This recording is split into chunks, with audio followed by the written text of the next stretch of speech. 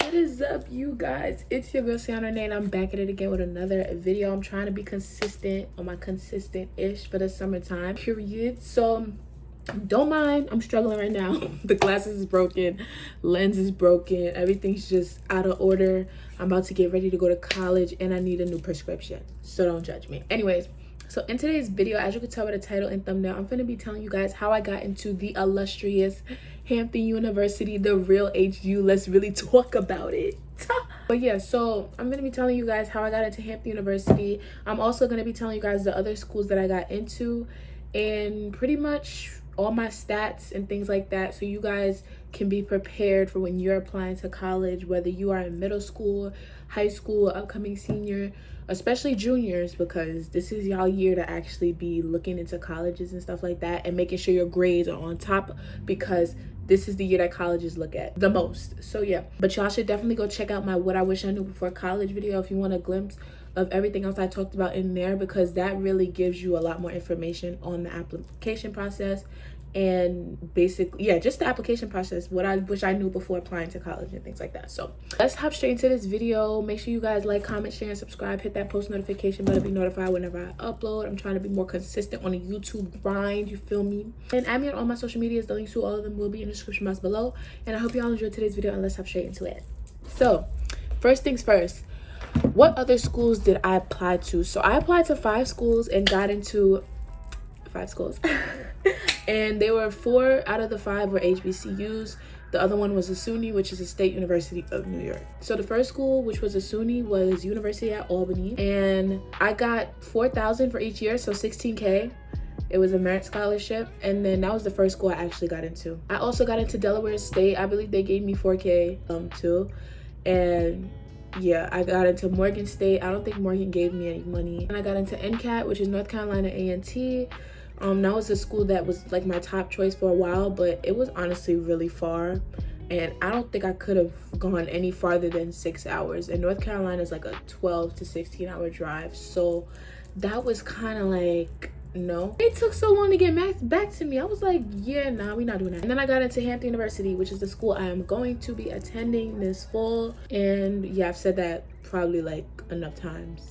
So yeah, why didn't I choose each school? So I didn't choose Albany because I felt like Albany was too local for me. I wanted to really get out of New York, if I'm being honest with y'all. And Albany is one of those places where, like, if you don't want to leave but you still want to get something different than New York, that's like the school you would go to, because it's not too far. It's like an hour and some change, but it's still like far enough to where it doesn't feel like you're in New York. So that's one of the schools that I would definitely recommend if you live in New York and you don't want to go too far but still want to get a different vibe.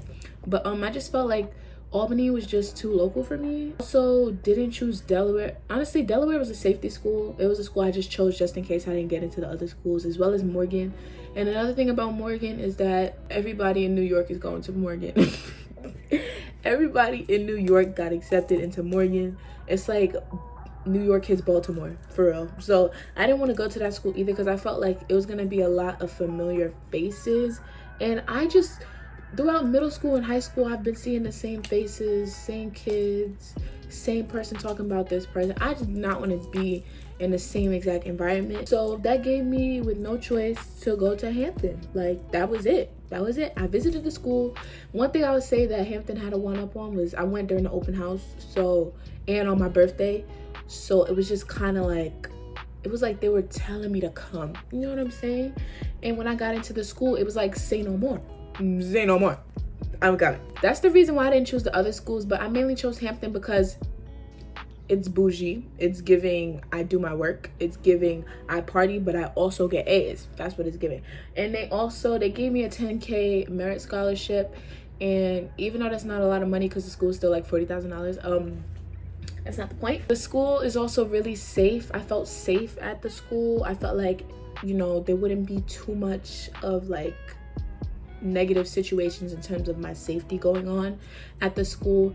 And it felt welcoming. You know, the campus is clean. It's a nice campus. But yeah, that's pretty much why I didn't choose the other schools and why I chose Hampton University. So now let's get into my high school statistics and what pretty much gravitated the school to choose me.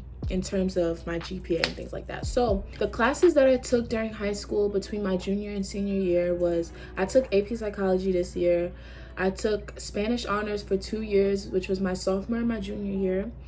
And I took English Honors my senior year. It was a St. John's course, but the course cost $300 and I was not paying $300 for a class. Well, $600 because it was 2 semesters. And then I was also taking another St. John's course for my social studies, and that was another $300. So paying $900 for one school year was not the vibe, especially since I'm going to college next year and like I already need a lot of stuff. I just felt like $900 for senior year, knowing I don't need these classes, it's unnecessary. Then I took US Government Honors my senior year, and then I also took Algebra 1. Well, the US Government was 1 semester. Then I took Economics Honors, which was the next course. Another thing I would say that I don't really say this benefits me because some schools just don't have it, so it wouldn't be fair. But in middle school, I took the Regents in 8th grade. So I took Algebra 1 and Living Environment. So once I got to high school, my freshman year, I was already taking sophomore classes, if that makes sense. I was taking chemistry and I was taking geometry. So I felt like that kind of made me ahead of the game, because now when I go to college, I don't have to take pre-calculus. I'll be at college math 2 because I'm not taking calculus. Yeah, no, not for me. That's one thing I love about college though, is that you don't have to take certain classes. Like, I don't have to take statistics. I don't have to take calculus. You know, I could take a regular college math course and get a better opportunity of passing, because one thing about me is I do have to keep a 3.3 in order to keep my $10,000 merit scholarship at Hampton. So 3.3s wasn't hard in high school, it wasn't hard in middle school, but this is college, so it's a whole nother ball game. And I'm hoping that I'm able to self-discipline myself, because it's something I am struggling with now. But yeah, I'll be in college, I'll be in a different environment, so hopefully I'll be able to maintain a 3.3, or they're taking that right back. And then once I got to my senior year, I took 2-year geometry, so it kind of pushed me back with the regular students. Well, not regular students, but it pushed me back to the kids in my grade when I got to my senior year. So instead of taking calculus in my senior year, I was taking pre-calculus. The activities, I did dance school for 8 years. I took ballet, tap, jazz, African hip hop, and contemporary, and I did it through many hours of the week. Now, when you're filling out your application, they ask you to put the amount of hours that you did these things, which I think is really helpful, because sometimes there are students who do only one activity, but it takes up a lot of their time. Like, for example, if you play basketball or any type of sport, which is really beneficial, by the way, if you're going to college, so especially for the money. But if you play a sport and you play it 6 days out of the week for 6 to 8 hours a day, you put that on your application, they're gonna take that into consideration, that you really didn't have enough time to do anything else if you had school and your extracurricular that was taking up a lot of time. Whereas other students who may have did 10,000 activities, but it was like for an hour every day, so it wasn't that bad. But you know, so you have to put the hours and stuff that you did these activities. This way they know how much it took up of your time. So I did that, and once COVID stopped, that stopped. And then I also did dance after school in a club at my school. So it was called DUCC. We basically just did a bunch of different dance styles for the school shows and stuff like that. I did that from my freshman, sophomore, and senior year, because my junior year was COVID. Then I also did a summer program in partnership with the University of Michigan, and it was a coding program, so it was terrible. I hated it, but I mean, I did it, so it wasn't that bad though. It wasn't like no Zoom calls or nothing. You just spoke to people or emailed people if you wanted help, but pretty much they just gave you the assignment online and you just had to complete it. So yeah, but that was pretty much it for my extracurriculars. So yeah, that's one thing I would say, is I did not do a lot of things in high school in terms of extracurriculars, because dance did take up a lot of my time. I would say, like, I honestly was nervous when I was applying to college, because I felt like I wasn't doing enough. Like, people would be over here saying they was feeding dogs at the freaking animal shelter, helping elderly people walk again, and I'm just like, I didn't do any of that. I went to the White House and met the President of the United States, and he talked to me about my major that I was going to pursue in college. Like, I'm just like, I did not do any of this. So am I gonna get into college? Like, it was one of those things where I was honestly really scared because I didn't know, you know what I'm saying? But I would say it's just all about making sure that your grades are good, and then also having one thing that you're passionate about. I would say that dance, because it took up a lot of my time, that was one thing I did write about in my personal essay for Hampton, which I would say probably showed them how passionate I was about it, because I did it for 8 years. And not only that, but I took 6 dance styles, and then I also wrote about it in my essay and how it impacts me today still. I would say don't worry too much if you're not a super duper well-rounded student to the point where you do like 10 activities in one day.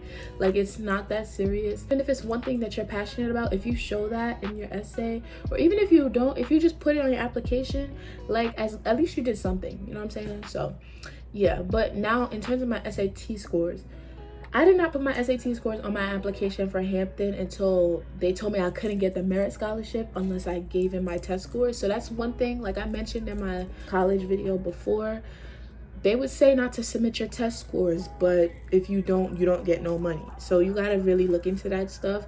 But I was able to give them my test scores and receive the $10,000 from Hampton. My test scores were not the greatest. My SAT score, the first time I took it, was a 1,000.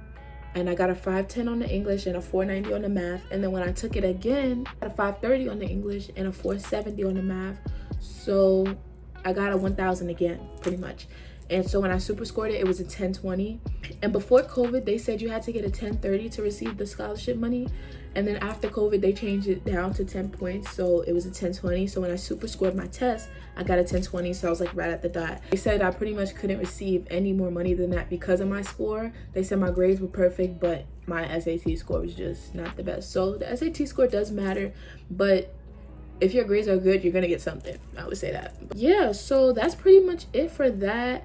I would say my GPA as well really helped me. Like I said, I got a 92 to a 96 pretty much all throughout my junior and senior year in high school. Even my sophomore year, I would say too. My freshman year was not, let's not talk about that. But yeah, my junior and senior year, which is the main years that they look at in high school. In college, I got a 92 to a 96 GPA throughout all those years, and that's pretty much on a 4.0 scale. That's a 3.7 to a 4.0. So yeah, my grades were really good, which I felt like really helped me. I'm not gonna share my essay, but it wasn't that personal. I'm not gonna lie, like I could put it on the screen right now, but I just feel like there's no need for that. But I'll tell you guys what I wrote about. So I had 2 essays because one, Hampton required a certain essay prompt and it was about character. So I just took that essay and submitted it to every other school, honestly, except for Morgan, because Morgan required a specific essay prompt. I'm lucky I looked at before I submitted my application, because I was about to submit my application until I found out they require a specific essay prompt. So I wrote about how they had 3 you could choose from, and I chose how the internet impacts teens today. And so pretty much that's what I wrote about. I don't really remember exactly, but I did write about that. So, and I even took some parts from other essays that I written, like practice rough draft essays that I wrote for my college essay, and then I also took some information from the essay I wrote for Hampton to put in that. But for my Hampton essay, I pretty much wrote about perseverance. That was the character trait I chose. And I wrote about dance and how it really impacted me. And I think that was one of the best essays I've written. That one and the one I submitted for Morgan.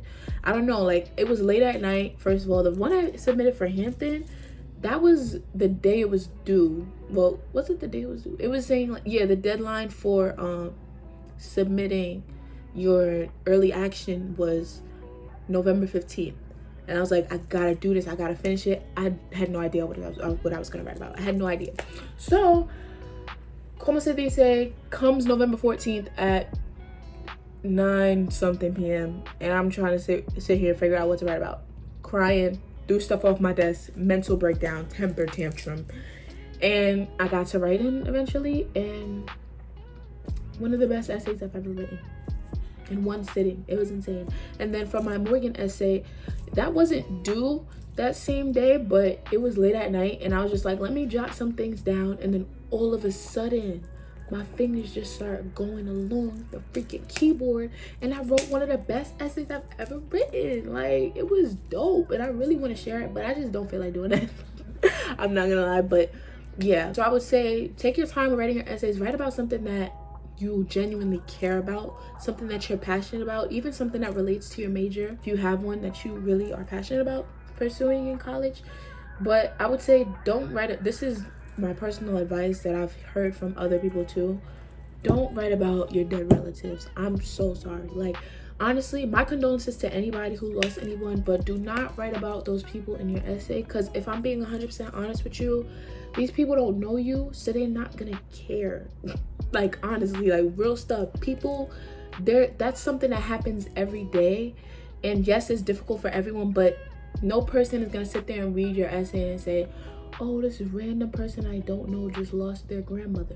Like, no, it's not. That's not something that you want to write about, because honestly, that's kind of cliche and generic. So they want something different. They want something that's like they never heard before, something that's you know what I'm saying? You like talking about how your grandmother passing away impacted you and made you a stronger human being. That's everybody in the world.